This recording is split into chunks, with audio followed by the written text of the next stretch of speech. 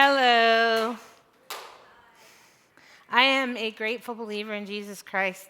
I'm in recovery from the effects of drugs and alcohol, and I'm currently working on issues with anxiety and food issues. And my name is Maribeth. I'm going to have to pull this back so I can see it better.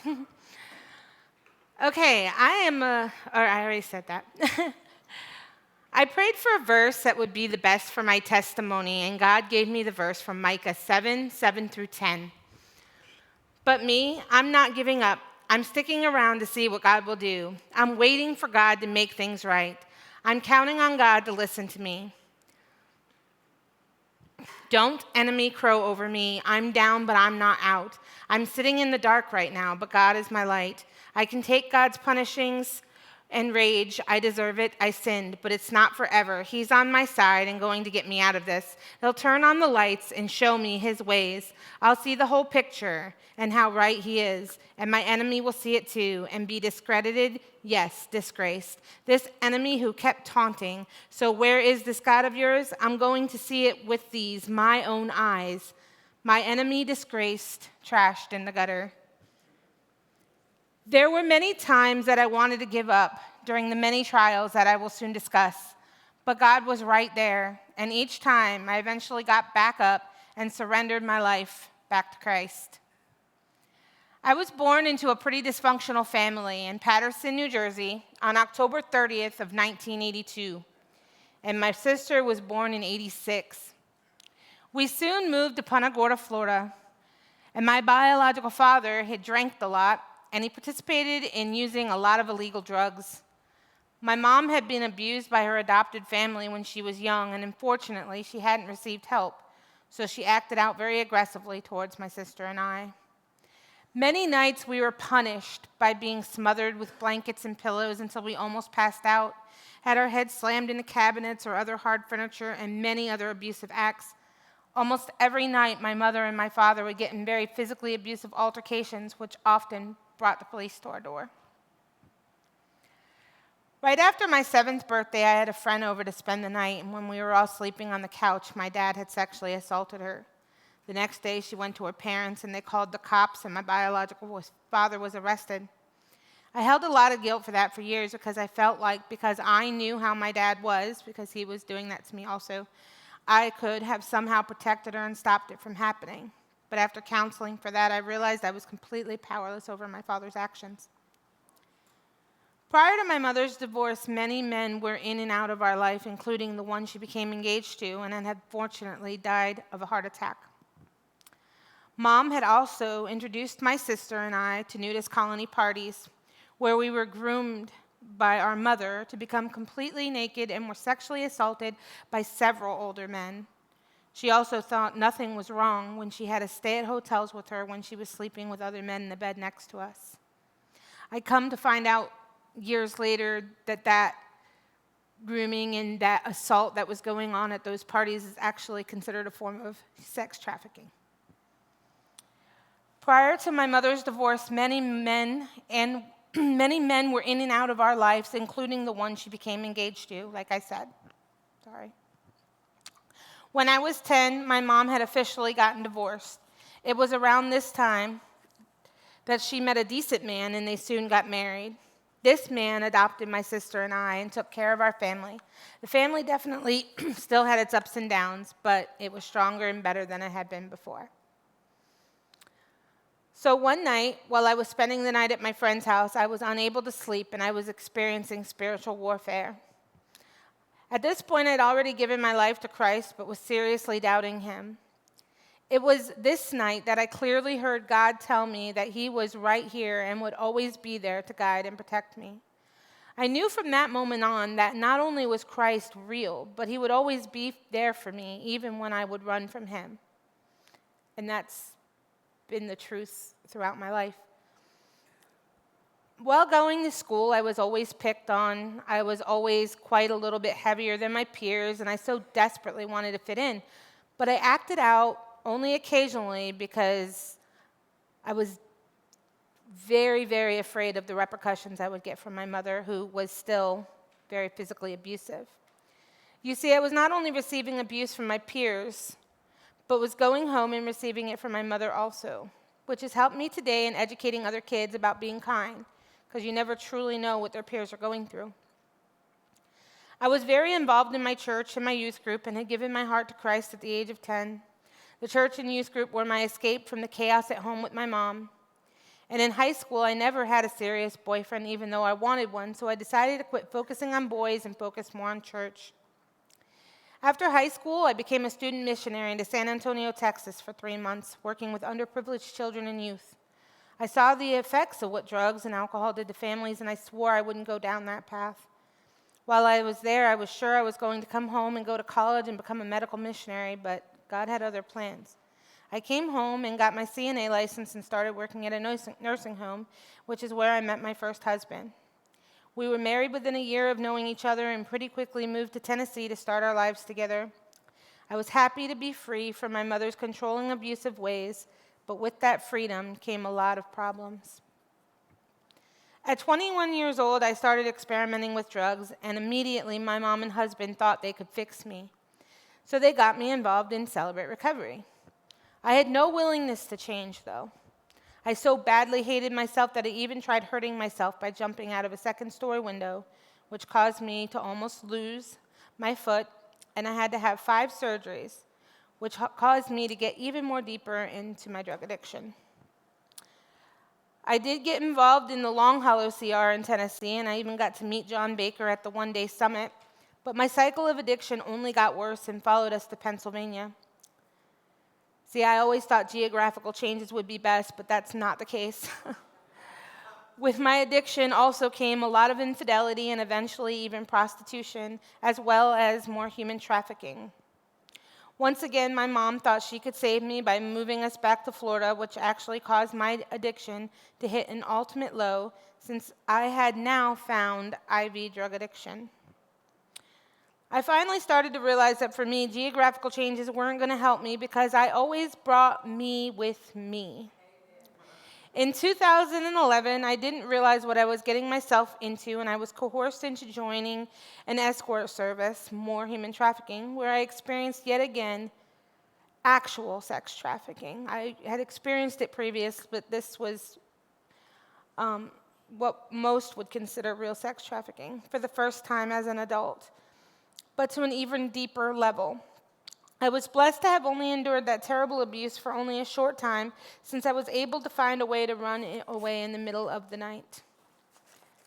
This caused a lot of trauma that went unhealed for years because no resources were given to me when I was picked up by law enforcement after my parents were called. I had been pretty badly abused in those situations, in that situation. I was dropped off to my parents, and I was scared for my life that my traffickers would come back because they knew where I lived. There was no security measures offered to me, and I continued to get phone calls until I was able to change my phone number, since we couldn't block calls at that time. This is one of several reasons why I have been called to aid in the fight against human trafficking. In 2012, I became pregnant with our first child, a little boy, and I had only a very short amount of sobriety at the time, but was blessed to find out very early in the pregnancy. That October, our little boy was born, and although he struggled with his behaviors due to autism, life was still pretty good for the most part. We were attending Edgewater Church, and I was attending the Celebrate Recovery meetings, and even finished the first step study that was open to the church. In 2014, I had a small relapse with drugs, but I got myself back on track, and I was hoping to stay that way. On December 4th of that same year, though, my husband became very sick, and he ended up at the hospital with a blood sugar of 1,700. And unfortunately, he passed the very next morning. I completely lost myself. I began to pull away from God. I ended up back into my addiction, but even harder, and I hit an ultimate bottom. I lost my son not only once, but twice to the state, and he was permanently removed from my custody. I also ended up in an extremely domestically violent relationship, and I ended up homeless. I continued to run the streets and was yet again selling myself on the streets to support my addiction, or allowing others to sell me as well. You see, I wanted to be in control and would refuse to ever allow someone to traffic me again, but I was so desperate that I allowed myself to believe that trafficking myself was okay. And I really wasn't in control because, in actuality, I was allowing others to traffic me also. I had no control over myself. Little did I realize, but my mom and many other friends from Edgewater Church and other churches were praying for me to finally surrender and go to rehab. After finally having had enough of being so sick and tired of not having a clean place to live, a meal to eat, or any decent living conditions whatsoever, as well as tired of abuse and overdoses, I finally called my adopted dad and I had him agree to take me to rehab. While I was in rehab, my mom passed of kidney failure. But it was a blessing that I got to see her a week before she passed, and she got to see me clean for the last time. She passed while I was in rehab, and I was able to write a letter to her forgiving her of all her mistakes during my childhood. It was very freeing and helped me in my healing journey. I also got outpatient therapy and other therapy while I was still living in halfway housing before I moved back to Port Charlotte. After I got out of rehab and moved back, I had a few struggles along the way, but as of January 17, 2018, I completely surrendered and have been clean ever since. Praise God.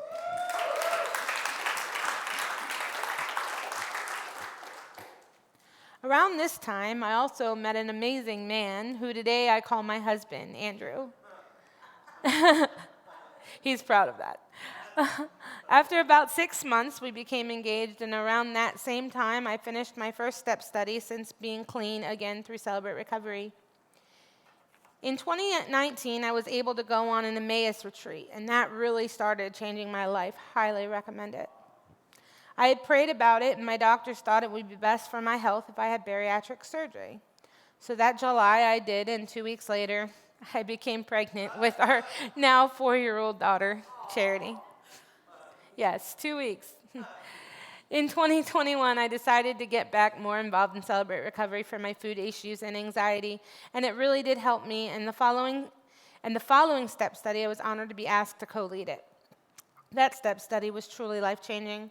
I was called at that step study into a new rewarding season of my life where I was able to aid in the fight against human trafficking.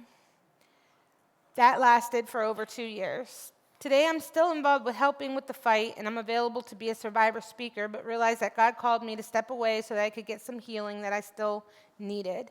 So right now, I'm currently still helping a little bit with another organization, but I am getting trauma therapy every week because sometimes working in that can be a little triggering for survivors. And it's actually growth when you realize that. Today, God has placed an amazing survivor mentor in my life who helped guide me and assist me with any issues that I may deal with pertaining to the trauma I had endured due to human trafficking and many other issues that have come up or may even come up later.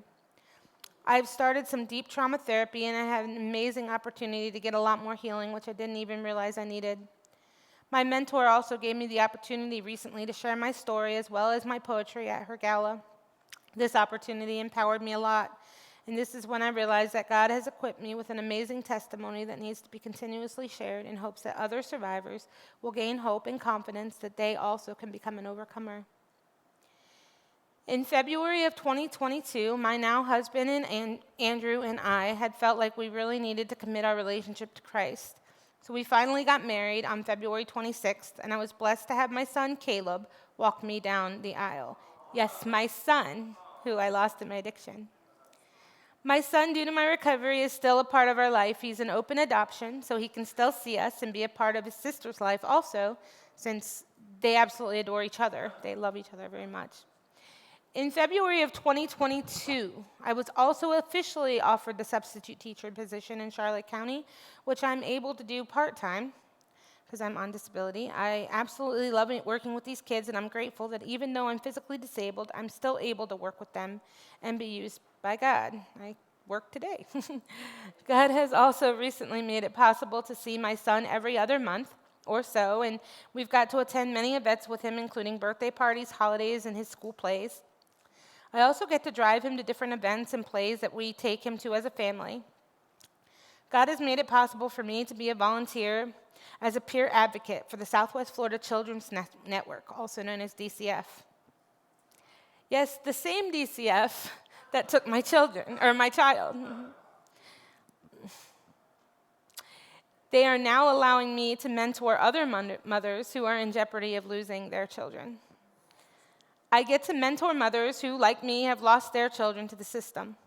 I currently am on the leadership team at Awaken Church in Northport, which started about a year ago, and we're finishing up our first step study there, which I get to lead. It's really amazing how I was feeling called to leave my old church at Edgewater, and as soon as I went looking for churches, I ended up at Awaken, and I find out that within 3 weeks they're getting ready to open a Celebrate Recovery. So I knew God had amazing plans in that, and so he led me to this Celebrate Recovery at this new church because they needed leadership badly. God is continuing to move me in big directions, and I continue to be vigilant and constantly examine my motives and align my expectations with God's, because I want to be of service for his glory and not my own. I stand here not to brag on myself, but on God. I still do have many struggles, especially with food issues, finances, and anxiety. God has been actively helping me with these issues. I've realized that even though they've been a huge struggle, they have truly brought me closer to God and helped me realize that he isn't finished with me yet. And even though I struggle, he uses these struggles for his glory and to help others who may be going through the same thing. He has given me these verses. I bless God every chance I get. My lungs expand with his praises. I live and breathe God. If things aren't going well, hear this and be happy. Join me in spreading the news together. Let's get the word out. God met me more than halfway. He freed me from my anxious fears. Look at him. Give him your warmest smile. Never hide your feelings from him. God has gotten me through so much, and I actively continue to see him still healing, growing, and changing me for the better. The step studies have taught me a lot of tools to help me maintain my recovery. Because of these tools, today I'm able to recognize my faults pretty quickly so I can work on them quicker and pray continuously for the willingness to change. I'm also working on not just focusing on my faults and what needs to change, but looking at my wins for the day.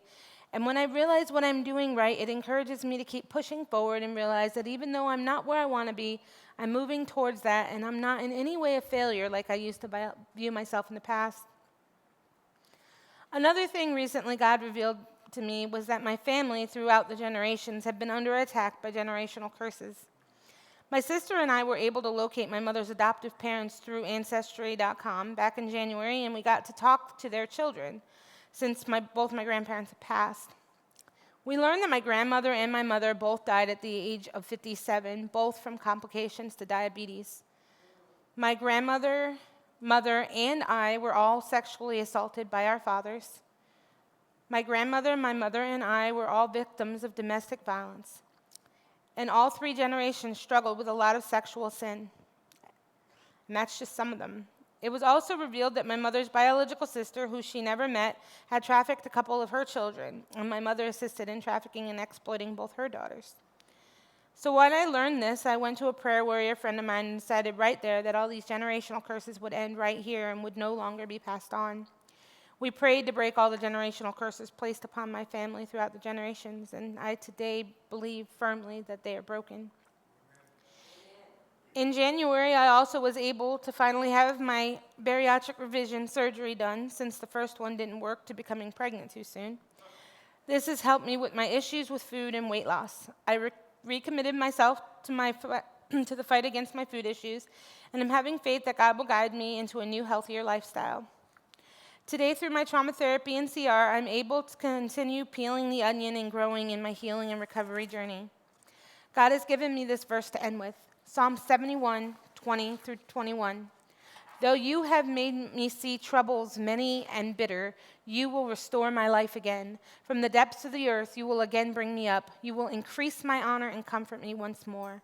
Thank you for letting me share. Thank you.